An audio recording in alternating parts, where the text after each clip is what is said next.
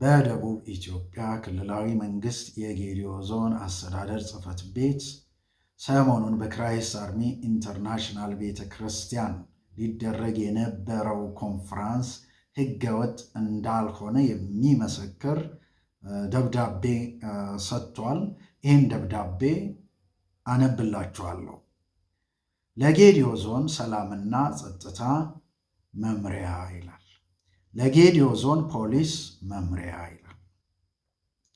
ዲላ ጉዳዩ ለመንፈሳዊ ክሩሴድ የተጠየቀው ትብብር እንዲደረግ ማሳወቅ። ክራይስት አርሚ ኢንተርናሽናል ቸርች መጋቢት 11-13-2018 ዓ.ም ድረስ በዞናችን ዲላ ከተማ መዲና ላይ በሁለገብ ስቴዲየም ታላቅ አገር አቀፍ መንፈሳዊ ክሩሴድ የተዘጋጀ መሆኑን በመጥቀስ በፕሮግራሙ ላይ እንዲገኙ ከተለያዩ አካባቢዎች የሚመጡ ብዙ ተሳታፊዎች እንደሚገኙም የሚጠበቅ ከመሆኑ አኳያ የሰላም አጠባበቅ የተሟላ እንዲሆን በመፈለግ ለተገቢው ሁሉ አስፈላጊ ትብብር እንዲደረግላቸው በቁጥር አ/ቸ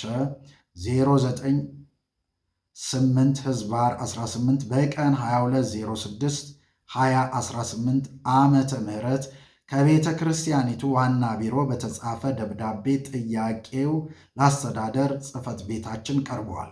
እንግዲህ እዚህ ላይ በደንብ መረዳት ያለብን ክራይስት አርሚ ኢንተርናሽናል ቤተ ክርስቲያን በ22/06/2018 ለደቡብ ኢትዮጵያ ክልላዊ መንግስት የጌዲዮ አስተዳደር ጽሕፈት ቤት መንፈሳዊ ፕሮግራም ለማድረግ ትብብር እንዲደረግላቸው ጠይቀዋል።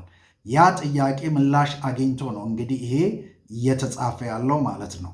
በመሆኑም ከቤተ ክርስቲያኒቱ ለቀረበው የትብብር ጥያቄ ለፕሮግራሙ አፈጻጸም ስኬታማነት ከላይ በአድራሻ የተጠቀሳችሁ ሁለቱም መመሪያዎች በጋራ በመምከር የተቀናጀ የሰላምና ጸጥታ ሥራ በጥብቅ ክትትል እንድታደርጉላቸው በዚህ ደብዳቤ እናሳስባለን። እንግዲህ ለጌዲዮ ዞን ሰላምና ጸጥታ መምሪያም ለጌዲዮ ዞን ፖሊስ መምሪያም ትብብር እንድታደርጉላቸው በፕሮግራሙ ላይ ሰላምና ጸጥታን በማስጠበቅ እንድትተባበሯቸው የሚል የትብብር ደብዳቤ ነው ይሄ።